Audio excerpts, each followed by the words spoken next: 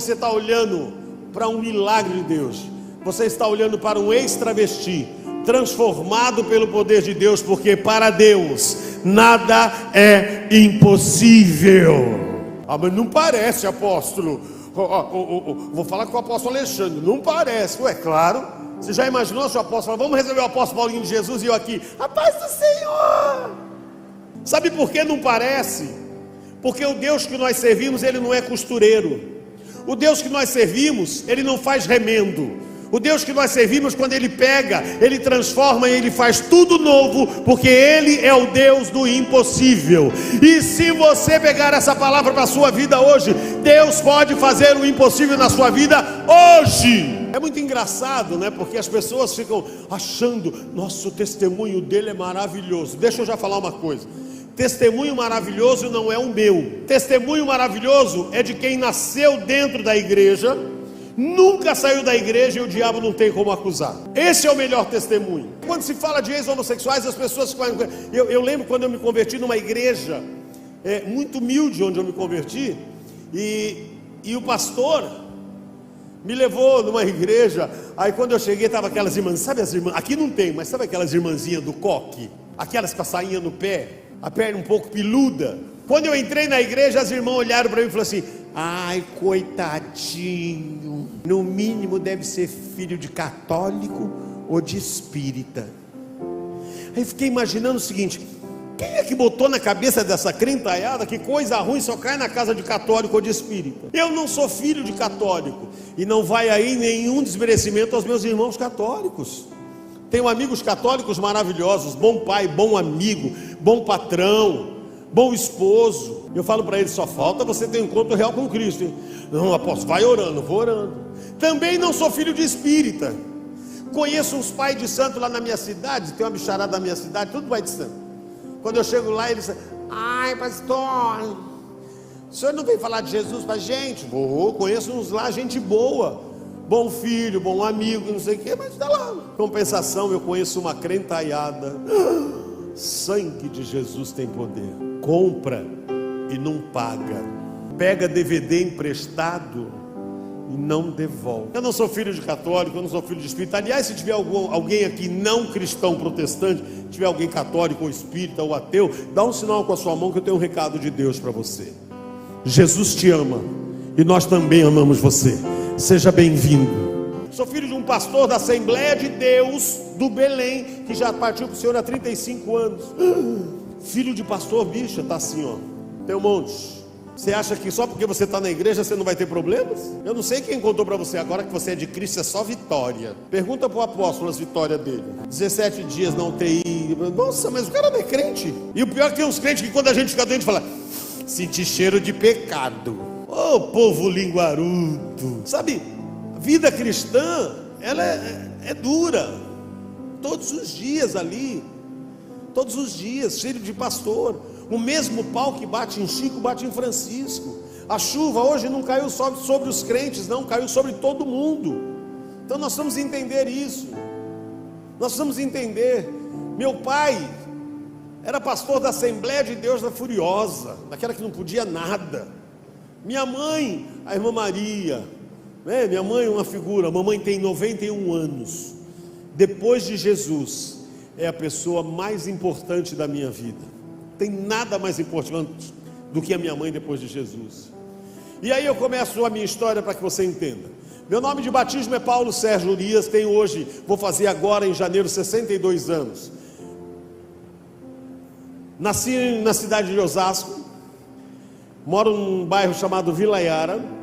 Moro na mesma casa há 54 anos. 54 anos. Eu mudei lá, eu tinha 7 anos. E eu vim aqui trazer um alerta, não vim aqui fazer apologia de homossexualidade ou homossexualismo, porque não é esse o que nós gostamos de falar. Nós gostamos de falar daquilo que Cristo fez na nossa vida. Quando se fala de homossexualismo ou homossexualidade, como você quiser, as pessoas são muito questionadas. Por exemplo, eu conheço alguns pastores que falam assim: ele optou por isso. Não. Ninguém opta por ser homossexual, para ser homossexual. Ninguém opta para ser lésbica, ninguém opta para ser bandido. Opção é algo que eu escolho. Eu cheguei aqui, o apóstolo me ofereceu um café, um suco, o que você prefere? Eu tomei um café. Aí ele falou com a irmã, olha, água. Eu falei, uma água sem gelo. Isso é opção, é algo que eu escolho. Ninguém escolhe ser homossexual. Homossexualismo não é opção. E homossexualismo também não é doença, porque tem gente que fala, leva ele no psicólogo. Querido, fala isso para um homossexual, que ele vai botar você sentado no banco e vai falar um monte para você. O próprio SUS diz, não posso tratar de homossexuais, porque não é doença. E homossexualismo também não é terceiro sexo, porque agora é um tal, né, que você é o quê? Eu sou uma transexual. Cara, tem um médico na minha igreja, eu falei, o que é transexual? Fala para mim. Porque, irmão, hoje você não pode falar nada, que tudo é porque você é homofóbico. Se você falar, olha, o rapaz é gay, você é homofóbico. Esse dia eu estava falando para um rapaz, o rapaz falou, o senhor é homofóbico. Eu falei, eu? Mano, eu fiquei 37 anos na homossexualidade. Quando eu era travesti, ninguém falava nem bicha. A gente passava na rua, o cara falava, lá vai o pederasta. Olha que humilhação. Agora não pode falar nada. Quer dizer, eu posso. Imagina, estou falando da minha vida. Entendeu? Nós precisamos começar a entender isso. Você, para ligar a televisão hoje, você tem que orar, porque você liga a televisão, irmão, é um absurdo, é homem com homem se beijando, é mulher com mulher se beijando, irmão, eu pareço ser um cara liberal, mas não sou careta, mas não sou careta agora, porque eu sou cristão. Quando eu era travesti, eu também não gostava, e você vai entender por quê. Homossexualidade não é opção, homossexualidade não é doença, e homossexualidade não é terceiro sexo. Não é terceiro sexo. Homossexualidade é demônio. Calma, não é esse demônio que você põe a mão e se manifesta. Homossexualismo, homossexualidade não é um demônio que se manifesta. Ele é manifesto 24 horas por dia na pessoa, e só sai quando ela quiser. Sério, apóstolo? Sério. Então o que nós vamos ter que fazer? Eu e você, como cristão, vamos ter que rever os nossos conceitos. Você quer ver uma coisa? A Bíblia diz, amar a Deus acima de todas as, e ao teu. Pergunta para o seu irmão, como é que você está em relação ao próximo? Porque amar ao próximo não é amar quem está aqui do lado na igreja, não. Porque aqui do lado da igreja, se a gente olhar assim, tem tudo até aquela auréola, assim, tudo anjo. Amar ao teu próximo é exatamente as pessoas que você não conhece, mas que precisam conhecer desse amor. Nós precisamos melhorar muito. Ora, se não é demônio, se não é opção, se não é doença, se não é terceiro sexo, como é que a pessoa nasce homossexual? Ninguém nasce homossexual, não se nasce. Então como é que a pessoa se torna homossexual? E aí eu quero falar para você, 98% dos homossexuais que conviveram comigo durante anos numa esquina se prostituindo, 98%, todos foram para a homossexualidade através da pedofilia. Grave isso. E muitos, os que não foram abusados, se tornaram homossexuais porque viraram o xodó da mamãe. Princípios não se negociam. Preste atenção no que eu vou te falar. A homossexualidade entrou na minha vida aos 3 anos e meio de idade, quando um homem de 33 anos começou a me usar sexualmente. E pasmem, este homem comia na mesma mesa em que meu pai comia. Preste atenção, papai e mamãe. O pedófilo não é um tarado. O pedófilo não é um estuprador. O pedófilo é alguém que age com autorização do pai e da mãe. E aí eu começo a minha história. 1963, eu venho de uma família muito humilde. Nunca passei fome, mas uma família muito humilde. Meus pais sempre cuidaram de mim e da minha irmã com muito carinho. Nós morávamos num cortiço, e nós morávamos na penúltima casa, e na última casa morava um marceneiro. E é tão engraçado, porque você acaba morando no cortiço, você acaba cumprimentando seu vizinho, porque a educação cabe em todo lugar. E meu pai começou a evangelizar esse vizinho. Eu com 3 anos e meio de idade, esse homem um dia parou na porta da nossa casa, que era tudo parede meia, todas as casas de 2 cômodos, e ele parou na porta e falou: seu Expedito, eu estava na minha marcenaria, aí me deu uma folga, eu fiz um carrinho para o Paulinho. Aí ele pegou o carrinho e deu para o meu pai. Meu pai todo feliz deu um carrinho para mim, eu saí brincando, meu pai achando aquilo o máximo. Passou mais um tempo, alguns meses, esse homem parou na porta e falou: seu Expedito, essa semana foi difícil, não tinha trabalho, mas para não ficar com a mente vazia, eu fiz um outro carrinho para o Paulinho. Deu o carrinho para meu pai deu o carrinho para mim, e todo feliz. Passado mais um tempo, ele disse: seu Expedito, eu entreguei todos os serviços da marcenaria, me sobrou 2 dias de folga. Meu pai era mecânico, ele tinha um caminhão naquela época que rebocava os carros, e ele disse: eu fiz uma réplica do seu caminhão para o Paulinho. Aí ele olhou para trás e não conseguiu pegar. Ele falou: ai, seu Expedito, eu esqueci o caminhãozinho aqui na minha casa do lado, posso levar o Paulinho lá em casa para pegar o caminhãozinho? O que é que você acha que meu pai disse? Sim ou não? E o que é que você acha que você diria? Sim. Sabe por quê? Nós nunca vamos imaginar que alguém que deu um presente para o nosso filho ou para a nossa filha vai querer o mal dele. Tem um ditado horroroso que tinha que ser banido da terra, banido, que diz assim: quer adoçar a boca de um pai ou de uma mãe, dê uma bala para o seu filho. Então vira para o seu irmão do lado e fala: seu filho não precisa de bala de ninguém não, ele tem pai e mãe. Ele tem pai e mãe, e nós precisamos assumir essa responsabilidade.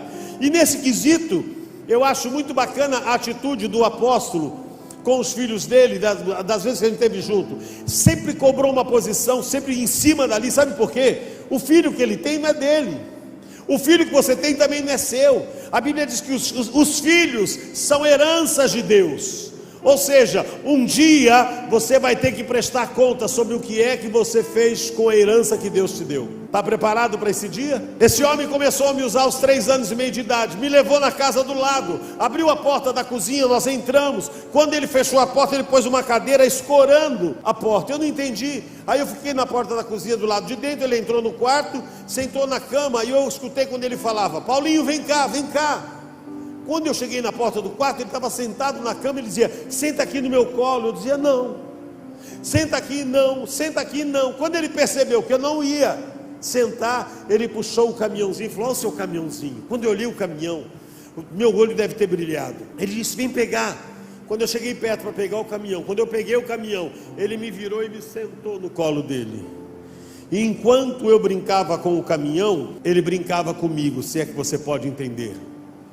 E quando acabou a brincadeira, ele disse: esse é o nosso segredo, não conta para o seu pai, porque senão você vai apanhar. Você já reparou? O diabo não muda a estratégia. Ele sempre fala que vai destruir você, que vai destruir seu casamento, que vai destruir a sua família, porque ele vai detonar. Agora eu pergunto a você: aonde eu coloco aquele versículo que diz: maior é o que está comigo do que o que está com o mundo? Mas eu não entendia isso. Quando terminou a bagunça que ele fez, o que ele quis, eu fui para minha casa, entrei com o carrinho, já fui para o quarto. O meu pai, coitado, crente, falou para minha mãe: Maria, nenê gostou tanto do carrinho, né? Está lá abraçado, dormindo. Não estava dormindo, irmão. Eu deitei na cama com o carrinho, com medo do meu pai olhar na minha cara e descobrir que alguma coisa aconteceu. E aí eu imaginava: meu pai vai me bater, pois esse homem me usou sexualmente, quase que semanalmente, dos 3 anos e meio até os 10 anos de idade. Aos 10 anos de idade, esse demônio chamado homossexualismo já estava impregnado na minha vida. Mas eu tinha tomado uma decisão, que agora aquele homem não ia mais tocar na minha vida, mas eu agora queria ter experiência com outros homens. E passei para a primeira série do ginásio. Então eu entrei no ano de 1971, já na primeira série do ginásio, e aí todo feliz, mas já ainda meio estranho. O meu pai, coitado, não sabia o que acontecia. Quando eu entrei para o ginásio, eu caí numa classe que devia ter 45, 47 alunos. O normal seria pessoas de 11, 12 até 13 anos, mas tinha um cara que ele devia ter uns 16, 17 anos no máximo. E eu ainda brinquei com uma amiga na sala, falei: nossa, que menino burro, né? Na 5ª série, com 17 anos, pois foi esse burro que Satanás usou para me afrontar. Durante os primeiros 15 dias de aula, esse moço, ele me observava em todo instante aonde eu ia. Quando ele teve a certeza de que eu estava envolvido com o homossexualismo, um dia ele parou na porta da escola e disse: ei, eu preciso falar algo para você. Aí eu digo para ele: pode falar. Ele disse: se você começar a tomar hormônio agora, você vai ficar uma mocinha. Os teus seios vão desenvolver, as suas pernas vão ficar roliças, você não vai ter barba, e quando você tiver com 14 anos, ninguém vai dizer que você é homem. Na hora eu dei um grito, falei: para, você está doido, menino? Meu pai é pastor, você está louco? Ele saiu rindo. Pois dos 11 anos até os 12 anos e meio, todos os dias na escola ele parava e dizia: se você tomar hormônio vai ficar uma mocinha, se você fizer isso vai, todo dia. Até que em 12 anos e meio eu estou chegando na escola, ele parou na minha frente e falou: ó, eu não vou falar mais. Aí eu pensei comigo: ai, que bom. Aí ele abriu a mochila, puxou a cartela de comprimido e falou: eu trouxe o remédio para você. Eu olhei para aquela cartela e fiquei pensando: você acha que um comprimido muda a vida de alguém? Esse é o nosso grande erro. Nós não achamos que vai mudar, né? Só que nós precisamos entender uma coisa: evangelho não é achismo, é prática e obediência à palavra.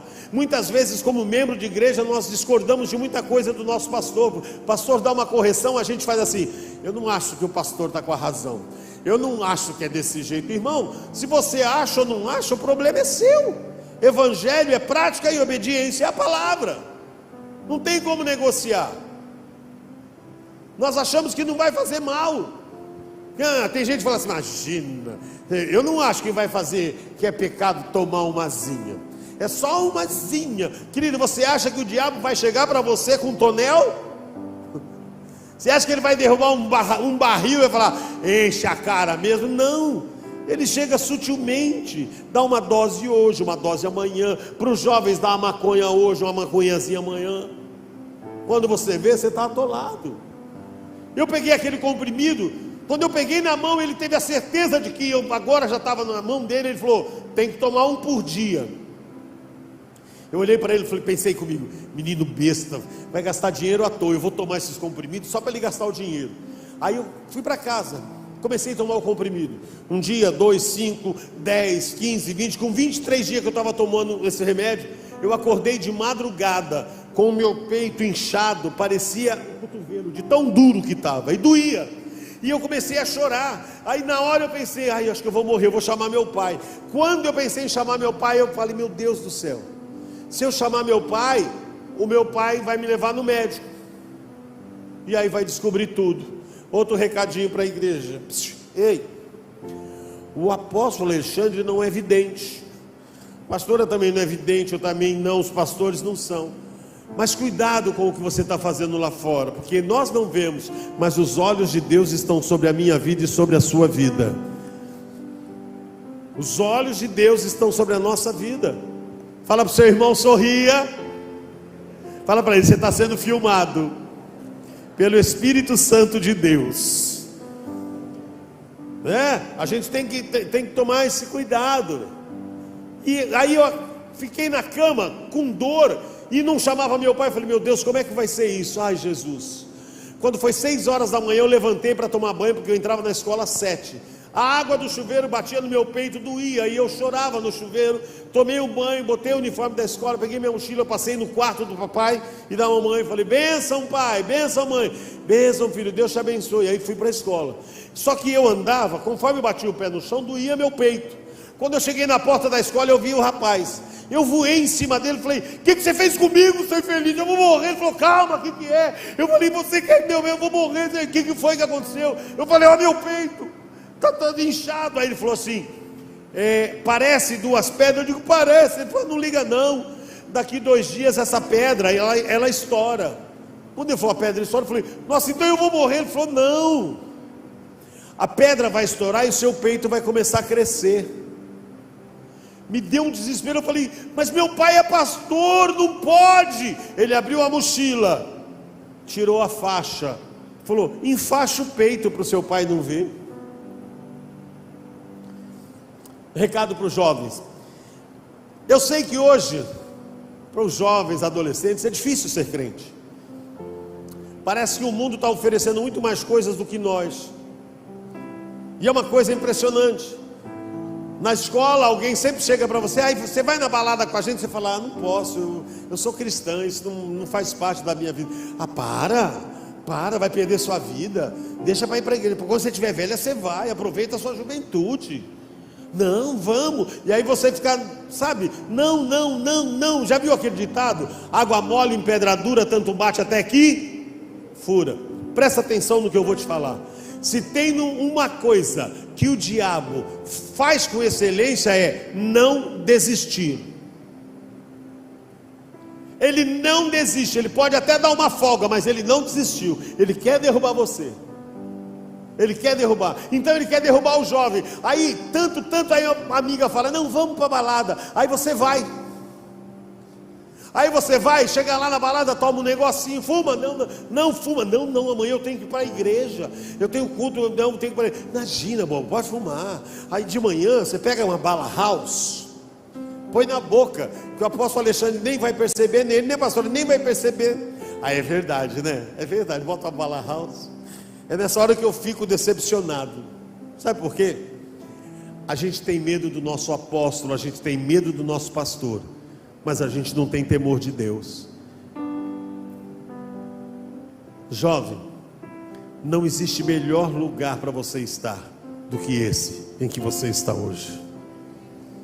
E eu não estou dizendo isso porque eu sou crentão, não, porque eu só fui conhecer Jesus aos 37 anos. E aí esse dia eu estava dando uma entrevista, eu falei assim: cara, eu não sei como é que eu consegui ficar fora de Jesus 37 anos. Mas é o que a Bíblia diz, que o inimigo vem senão para matar, roubar e destruir. E aí eu levei aquela faixa para casa. Eu levei aquela faixa e fiquei impressionado com uma coisa. O hormônio começou a fazer tanto efeito, e a cada dia eu ia ficando mais feminino, mais delicado. Cada dia eu levantava e eu andava rebolando. E meu pai dizia: anda direito. Eu digo: estou andando direito. E meu pai olhava para minha mãe e falava: Maria, o que é que está acontecendo com o nenê? Vamos orar. Imagina, querido. Aí eu estou falando já de 1973. Se hoje a igreja não sabe lidar com homossexuais, imagina naquela época. O meu pai olhava para mim e dizia: filho, anda direito. Eu digo: ai pai, fala direito. Estou falhando. Meu pai olhava: Maria, vamos orar, vamos orar. Eu ia para a escola, voltava, e eu tinha pavor de crente. Vê se pode isso. Filho de crente com pavor de crente. Sabe qual a conotação que eu vejo para filho de crente que tem pavor de crente? É a que eu tive durante anos: cretino. Porque eu comia porque Deus abençoava meu pai, eu vestia porque Deus abençoava, e eu criticava.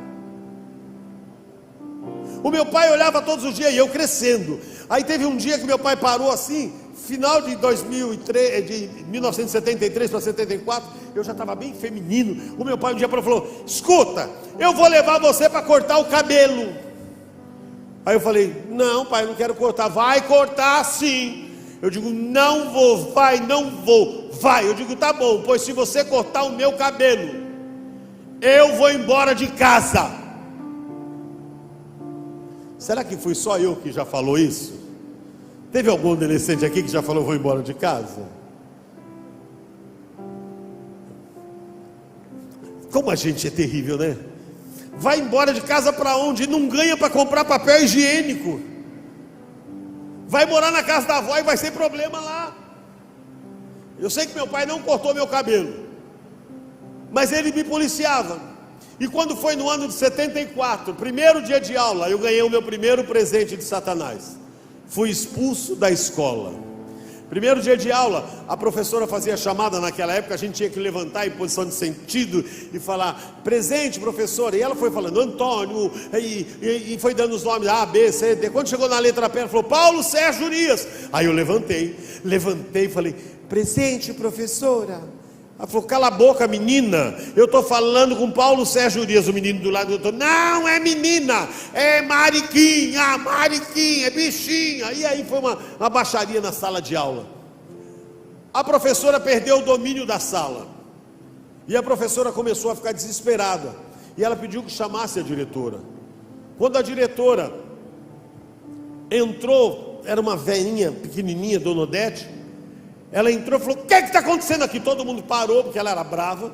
Ela olhou para a professora chorando, e falou: o que foi que aconteceu, professora? E aí a Dona Odete fez assim: sabe o que é, Dona Odete? É que eu não sei lidar com essa pessoa. Eu não posso mandar fazer educação física com os homens, porque não é homem. Eu não posso mandar fazer educação física com as mulheres, porque não é mulher. Na hora, a diretora olhou para mim. Sabe por quê? Porque o meu pai era o mecânico da família dela. E sabe qual era o outro agravante? O meu pai era o pastor que estava evangelizando toda a família. Preste atenção. Você já reparou que quando você se disponibiliza a orar por alguém da sua família, parece que o inferno inteiro vira de ponta cabeça? Você já reparou quando você põe o joelho no chão, parece que começa a cair, as pessoas começam a brigar com você só por olhar. Tem gente que fala: apóstolo, eu estou passando por isso. Ai, Deus o livre, eu nem quero mais.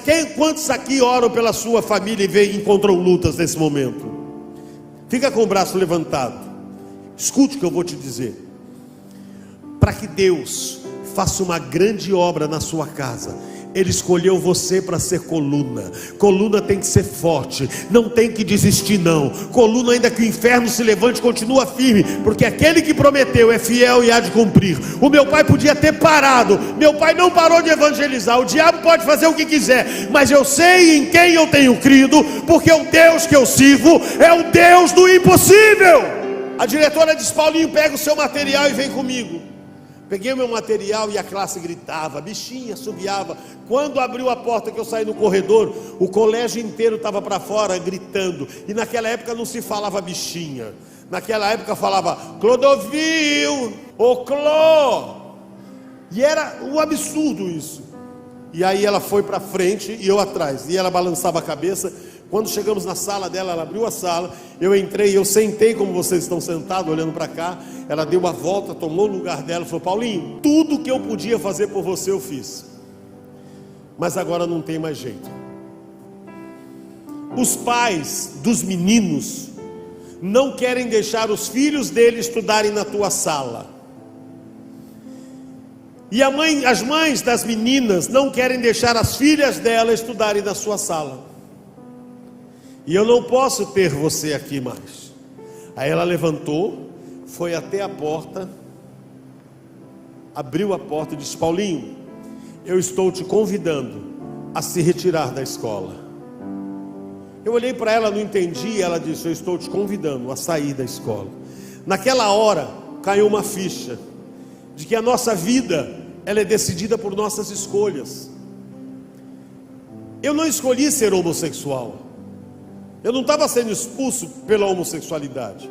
Eu estava sendo expulso porque fui eu quem decidi tomar aquele comprimido que me transformou naquele ET na sala de aula. Aí eu peguei a mochila e ela disse: pode ir, quando terminar o período da manhã eu vou lá falar com seu pai. Eu saí pela rua chorando, desesperado, imaginando: se a escola que eu estudo não me aceita, você acha que meu pai, pastor da Assembleia de Deus, iria me aceitar? Fui andando, chorando, imaginando: meu fim agora vai ser como os travestis, numa rua, numa esquina qualquer. Quando eu cheguei na porta da minha casa, o meu coração disparou, porque agora caiu a ficha. E a ficha, quando cai, ela vem com a fatura. Agora eu ia ter que contar para o meu pai e para minha mãe o que é que estava acontecendo. Quando eu entro no portão de casa, passo pela janela, pelo quintal, passo a janela do meu quarto, passo a janela da cozinha. Quando eu chego na cozinha, passando, está lá minha velha e boa Dona Maria, fazendo comida. Quando ela me viu, falou: menino, o que você está fazendo aqui? Você tinha que estar na escola. Aí eu falei para ela: mãe, não tem mais escola. Ela falou: como não tem escola? E aí eu comecei a contar para ela por que eu fui expulso. Que eu comecei a tomar um remédio, meu peito começou a crescer, e contei tudo. A minha mãe começou a chorar, Mas ela não disse que eu era sem vergonha, ela não falou que eu era safado, ela não falou que eu estava fazendo coisa errada. Ela mexia a panela e só dizia um versículo: para Deus nada é impossível. Para Deus nada é impossível. Fala para o seu irmão do lado aí: há poder nas suas palavras. Há poder, muito poder. Nós não conseguimos entender isso, né? Eu vejo às vezes os crentes: nossa, esse menino atribulado. Não, abençoado. Temos que tomar cuidado com as nossas palavras, porque elas se tornam realidade no tempo certo. E aí eu olhava para minha mãe, ela chorando, ela só dizia: para Deus nada é impossível. Aí eu disse para minha mãe: mãe, onde está o meu pai? Ela falou: teu pai está no quarto lendo a Bíblia. Quando falou que meu pai estava no quarto, me deu um desespero. Eu passei no meu quarto, peguei uma mochila, coloquei umas peças de roupa, porque eu tinha certeza que eu não ia apanhar, mas eu tinha certeza que meu pai não ia me deixar em casa. Peguei aquela mochila, aí fui para o quarto. Quando eu cheguei na porta do quarto, a porta do quarto estava fechada. Aí eu pensei comigo: e agora? Como é que vai ser? Aí eu falei: sabe de uma coisa? Eu vou bater mesmo. Bati na porta e escutei quando meu pai disse: entra, está aberta. Quando eu abri a porta, meu pai estava sentado lendo a Bíblia de cabeça baixa. E eu dizia para ele: pai, eu preciso falar com o senhor. E ele dizia: fala. Mas eu queria que ele olhasse para mim, porque o que eu tinha para falar era importante. E ele não respondia. Pai, eu preciso falar com o senhor. Ele não olhava para mim. Quando eu percebi que ele não ia olhar, eu me enchi de coragem e falei: pai, eu preciso lhe pedir perdão. Ele parou imediatamente de ler, olhou para mim como quem diz: perdão do que, menino? Saiu de manhã, está agora aqui? Eu olhei para ele e falei: pai, eu preciso lhe pedir perdão, porque eu não sou o filho que o senhor pediu a Deus. Eu sou homossexual, eu gosto de homem, e é por isso que eu vou embora. É por isso que eu quero que o senhor me perdoe, que eu vou embora, porque eu não quero ver os irmãos da igreja falar: nossa, meu pastor é uma bênção, pena que tem um filho travesti. Os seus clientes na oficina vão falar: meu mecânico é ótimo, mas tem um filho que é uma bichona. E é por isso que eu vou embora. Quando eu virei as costas, que eu cheguei na porta para sair, ele falou: nenê, para aí. Aí eu parei. Ele falou: vira para cá. Aí eu virei e comecei a imaginar que ele ia me dar uns murros. Falei: ele vai me bater. Aí eu estou voltando, ele falou: vem cá. Aí eu fui andando perto dele. Aí eu ouvi quando a segunda ordem dele foi o seguinte: vem cá e me dá sua mão. Aí eu já fechei o olho, eu falei: ele vai segurar na minha mão, enquanto ele vai dar um murro na minha cara. Quando ele pegou na minha mão, ele apertou a minha mão. Quando ele apertou, eu fechei o olho e fiquei esperando a hora do murro. Eu falei: agora ele vai me quebrar aqui. Aí ele foi puxando a minha mão assim e trouxe até aqui e deu um beijo na minha mão. Eu não entendi nada, mas eu escutei quando meu pai disse: filho, olha para cima. Eu olhei para cima e não vi nada, mas eu escutei quando meu pai disse: Jesus te ama e eu também te amo. E tudo que você tiver que passar, você vai passar debaixo do mesmo teto que eu, porque você é a herança que Deus me deu. Que homem é esse? Que eu falo que sou homossexual, que gosto de homem, e ele diz: Jesus te ama e eu também te amo. Sabe, nessa hora eu fico pensando: o que será que Jesus pensa ao nosso respeito? Já teve coragem de perguntar para Jesus o que ele pensa ao seu respeito? Eu não tenho coragem, porque eu não sou louco. Porque, irmãos, nós falamos de um amor que nós não praticamos. É engraçado isso. Nós falamos para o nosso vizinho de Jesus, mas não conseguimos falar dentro de casa. Eu consigo falar para a irmã: olha, Jesus te ama e eu também te amo, mas não consigo falar isso dentro de casa, porque nós achamos que não há necessidade.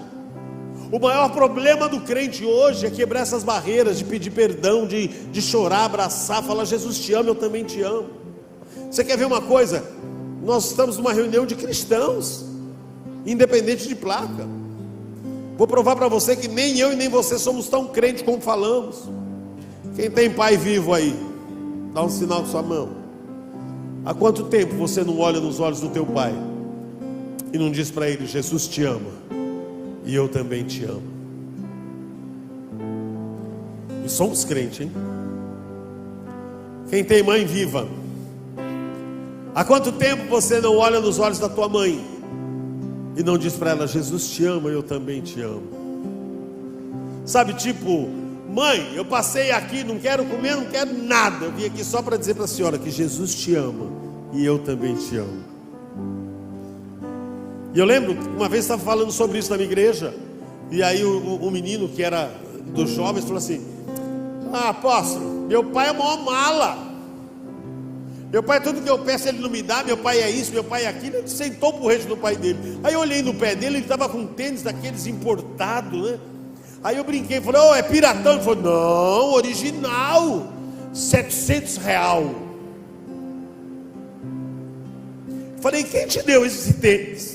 Ele falou: meu pai. Falei para ele: cara, você nasceu na família certa. Ele falou: por quê? Eu falei: porque se você fosse meu filho, você ia andar descalço, porque Deus não dá presente a quem não merece. Você chama o teu pai de mala, de não sei o que, não sei o que. O teu pai não ganha R$2.000 por mês.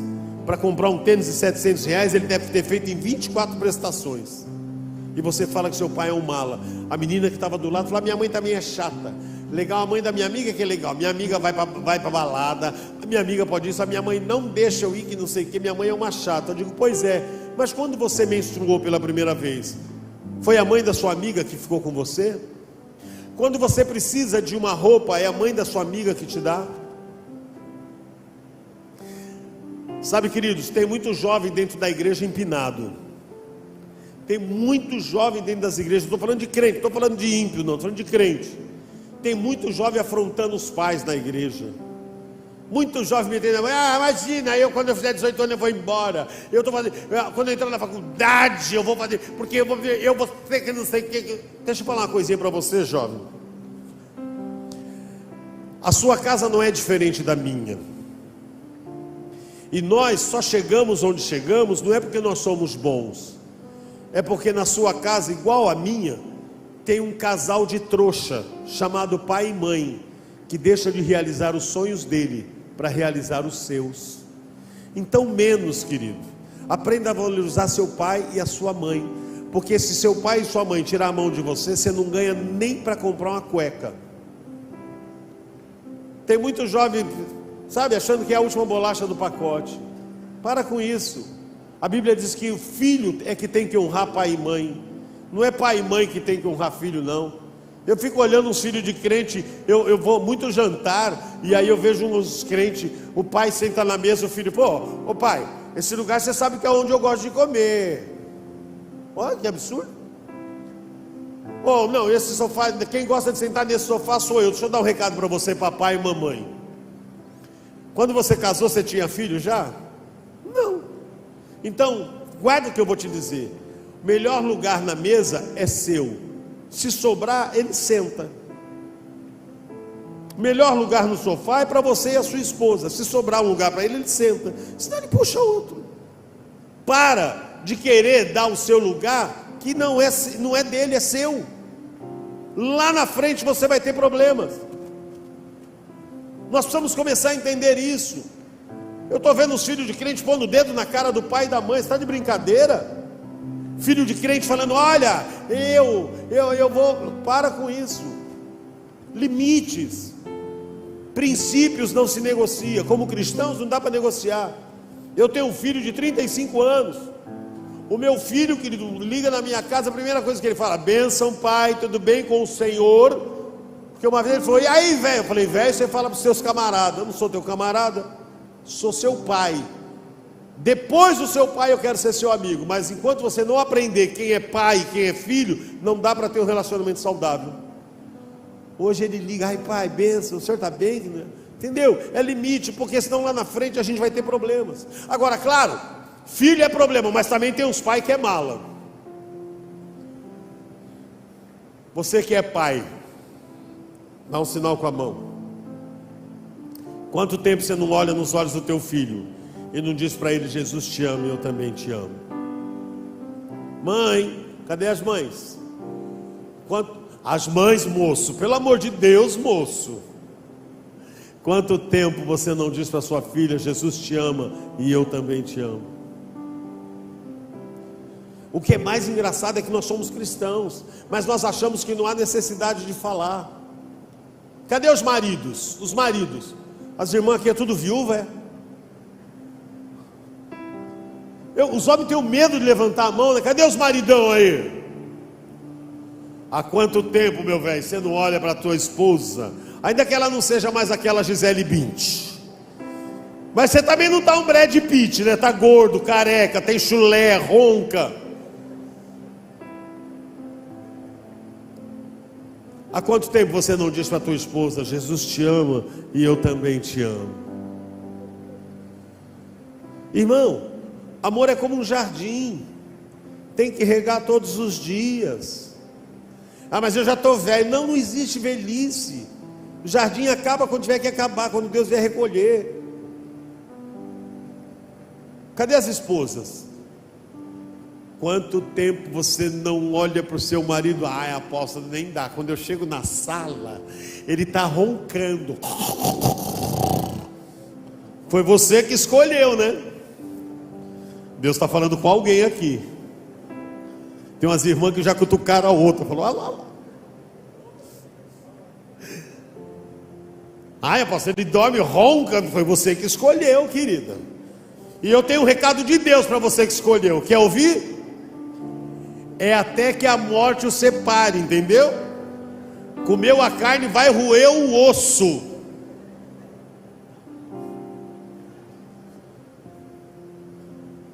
Irmã, vai lá e acorda ele. Apóstolo, vai lá e acorda ele. Acorda ele. Quando você acordar, ele fala: o que é, mulher? Você fala: eu só te acordei para dizer que Jesus te ama e eu também te amo. Vai rolar até um beijinho. Aliás, se a tua esposa estiver aí do lado, dá um beijo nela, irmão. Os irmãos têm medo de beijar? Deixa eu ver aqui. É a sua esposa? Dá um beijo, irmão, pelo amor de Deus. Hã? Ah, sua filha. Eu estou falando da esposa, ele está assim? Quem aí que está com a esposa? Beija! Não, vai beijar de máscara, irmão. Aí, apóstolo,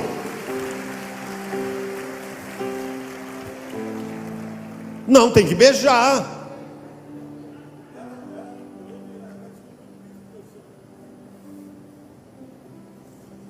O apóstolo diz que não vai beijar porque a esposa vai descobrir que ele é um príncipe. Não, mas lá beija, beija, dá um. Aí, irmão, sabe por que eu falo isso? Me perdoe, viu, ter perguntado. Sabe por que eu falo isso? Porque crente, quando não é casado, fica: ai, pastor, o senhor precisa orar por mim porque a carne está pegando. Agora que casou, o infeliz quer vir sozinho para a igreja. O cara não beija mais. Aí tem umas irmãs que quer beijar. Aí tem aqueles irmãos crentão: ei, mulher, você está na carne. Ué, você casou com o espírito?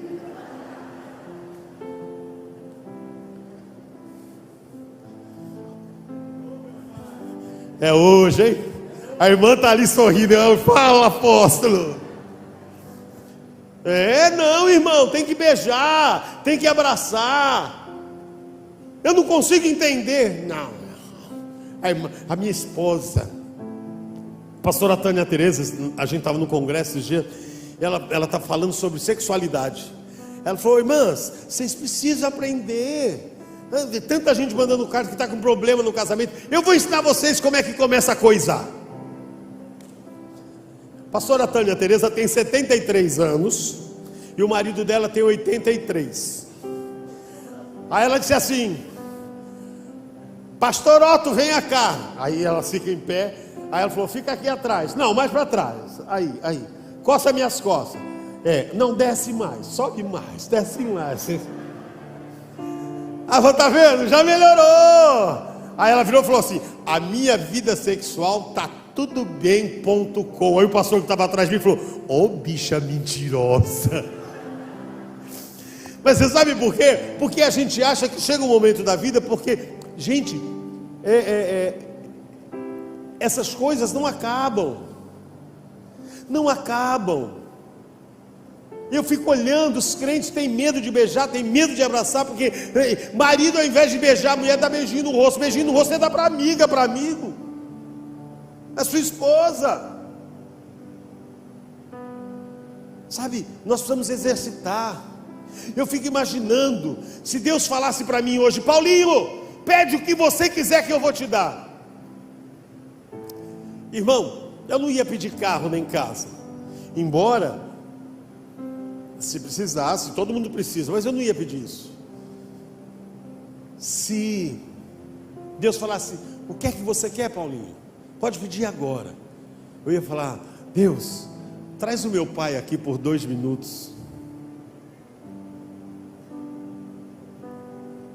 Meu pai partiu para o Senhor e não viu a minha conversão. O meu pai foi um homem que acompanhou a minha vida até os 24 para 25 anos. Meu pai morreu 10 dias antes de eu completar 25 anos. Travesti.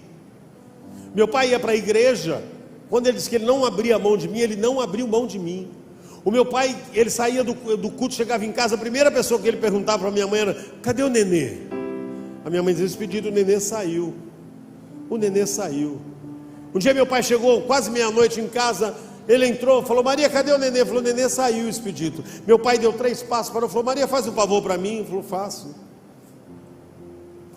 Abre o portão da garagem. Para que, expedito? É que Deus está falando comigo para ir buscar a herança que Ele me deu. Meia-noite, o meu pai sai pelas ruas de São Paulo para a Boca do Lixo para encontrar os travestis. Quando ele chegou no lugar que tinha os travestis, todas as travestis conheciam meu pai. Quando viu meu pai, oi tio, porque meu pai nunca discriminou ninguém. Meu pai, quando o travesti ia em casa, ele dava um beijo no rosto do travesti e dizia assim, depois de Jesus, você é o principal convidado aqui na minha casa. Pergunta para o seu irmão, já imaginou se Deus mandasse você levar um travesti na sua casa? Nós precisamos entender. Servir a Deus é algo muito louco, não dá para explicar. E quando meu pai chegou, os travestis, aí meu pai parou o carro e falou, viu meu filho Paulo?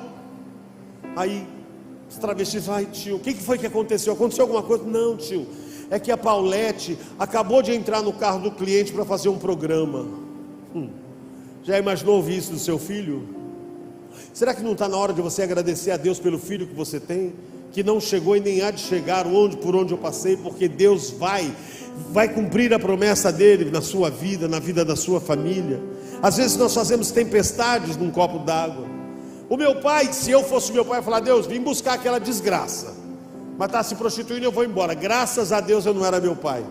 O meu pai dizia, não tem problema não, eu vou comer um lanche naquele bar porque eu preciso ver o meu filho. Tio, ali só tem bandido, não tem problema, Deus está comigo. Meu pai entrava no bar, comia, dava mais umas voltas. 3 horas da manhã, eu estou chegando do programa, quando eu estou descendo do carro, pelado, só de bota, de calcinha e com os peitos de fora.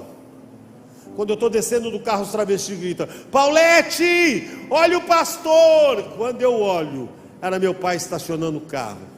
Eu, pelado, fiquei parado, travei e fiquei imaginando, o meu pai vai descer do carro, vai vir até mim, vai me dar um tapa e eu vou me atracar com ele, vai ser uma baixaria aqui na rua.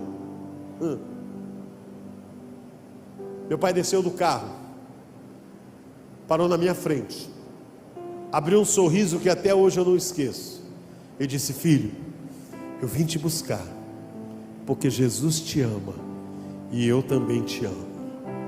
Eu parado, meu pai veio até mim, me pegou pelo braço, eu pelado, ele abriu a porta do carro, eu entrei dentro do carro.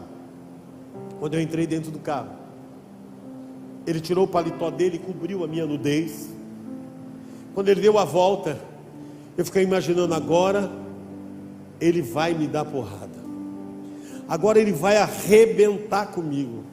Quando ele entrou dentro do carro, pode soltar a primeira. Quando ele entrou dentro do carro, ele pôs a mão no meu rosto e disse o seguinte: filho, não importa o que eles dizem que você é, Deus falou para mim que você vai cantar, que você vai viajar o mundo e que Ele vai te usar muito para a glória de Deus. Por toda a minha vida, ó Senhor, te louvarei, pois meu fôlego é a tua vida e nunca me cansarei. Posso ouvir?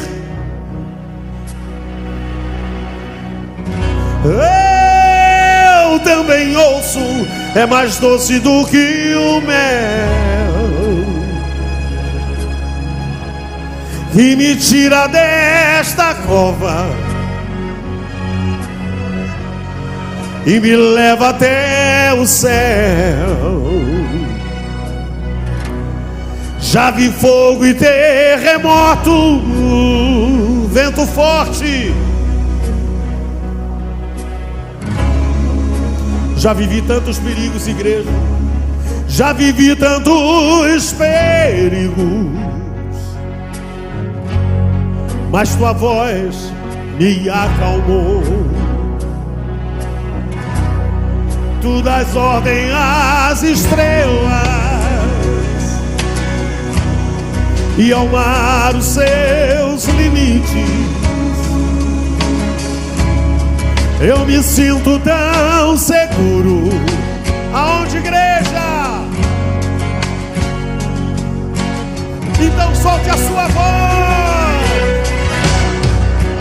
Não há ferrolho que se fechem diante da tua voz. Não há doença nem culpa que fiquem de pé diante de nós. E a tempestade, diga aí, na voz de quem?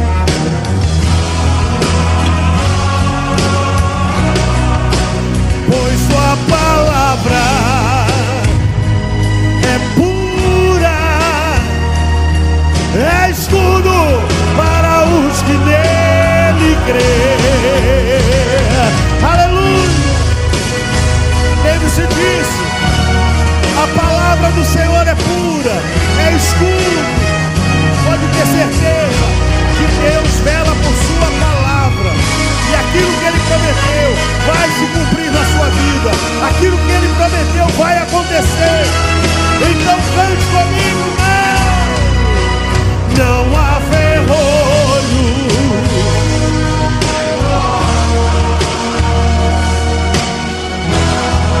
diante da tua voz.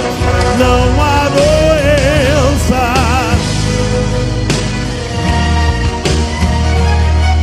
que fiquem de pé,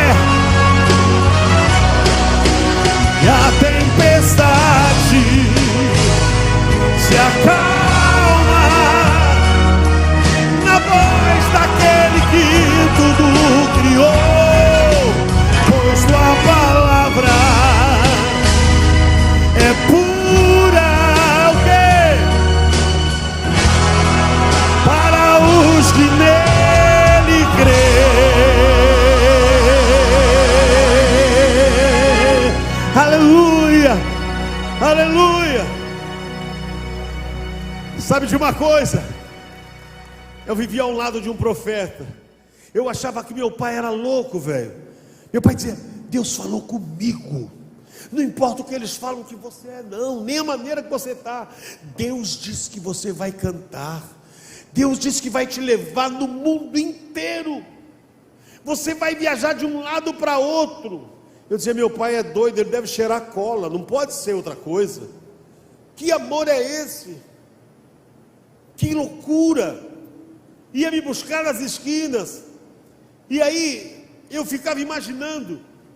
Minha mãe fala que o sonho do meu pai era ele pregar a palavra de Deus e eu cantar hinos de adoração. O meu pai partiu do Senhor para o Senhor, e a última visão que meu pai teve comigo foi pelado na esquina, e ele dizia: Jesus te ama, e eu também te amo, você vai cantar para Jesus. Eu dizia: meu Deus do céu, meu pai é doido, meu pai é doido. Eu lembro que com 18 anos eu queria ir embora para Paris. Uns travestis foram na frente, e eu briguei com as bichas: como é que vocês vão antes de mim? E aí o meu pai, me consolando, disse assim: filho, fica assim não, um dia Deus vai te levar para Israel. E eu olhei para meu pai e falei: pai, está doido? Sonho de bicho é Paris, fazer o que em Israel? O meu pai nunca disse para a igreja que tinha um filho homossexual. Meu pai nunca disse.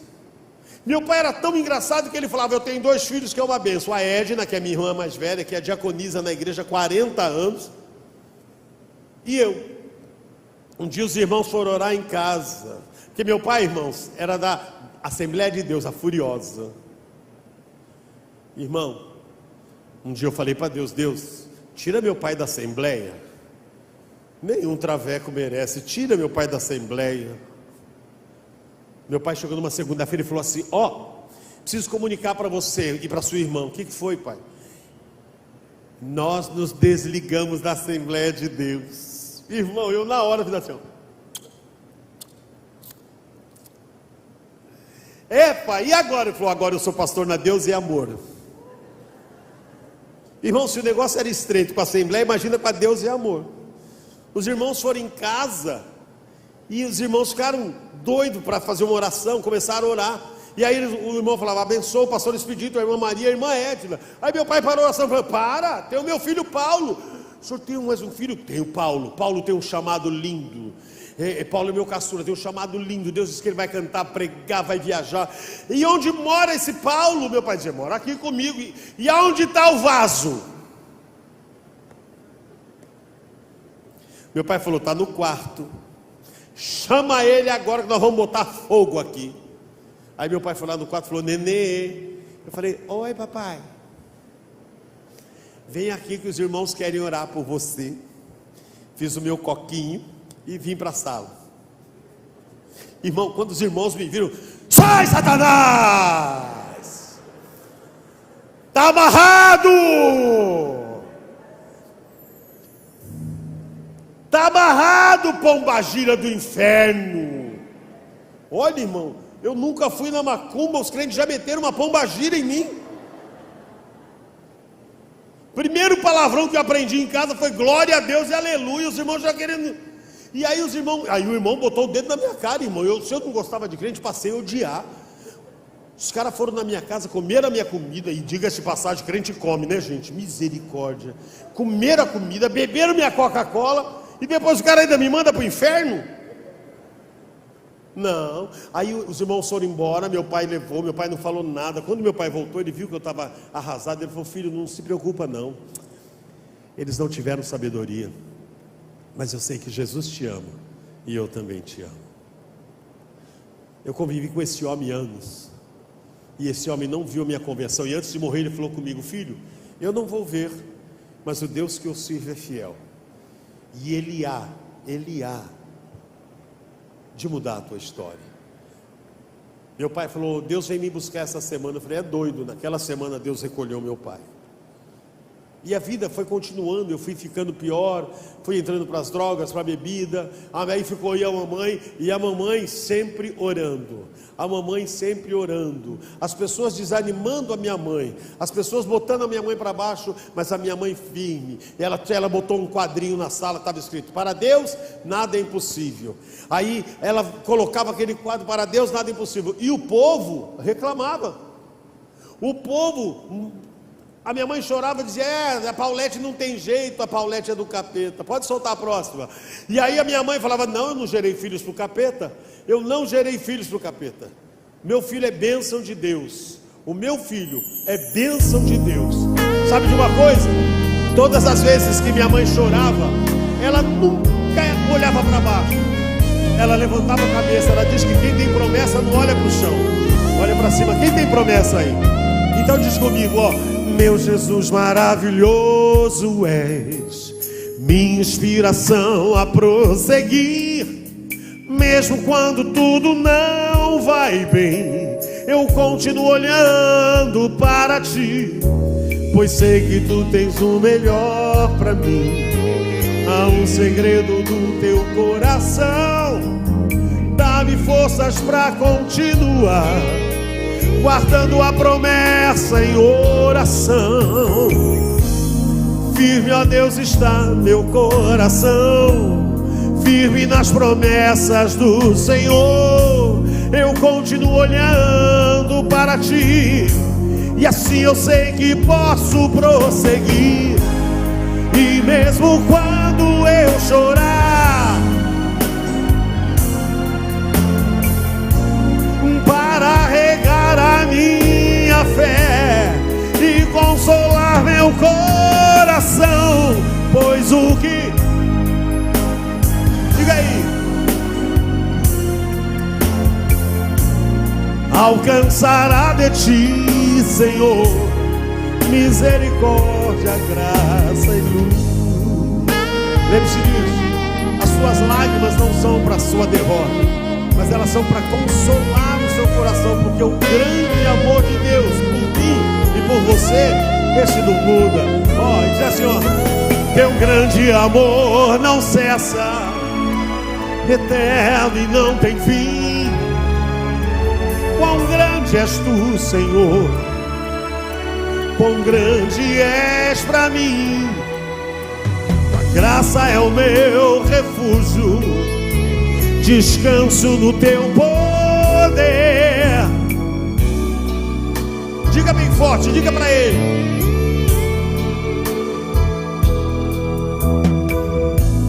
firme, ó Deus, está meu coração, firme nas promessas do Senhor. Eu continuo olhando para ti, e assim eu sei que posso prosseguir. As minhas lágrimas serão para regar a minha fé, pois o que chora aos pés da cruz, clamando em nome de Jesus, alcançará de ti, Senhor. E mesmo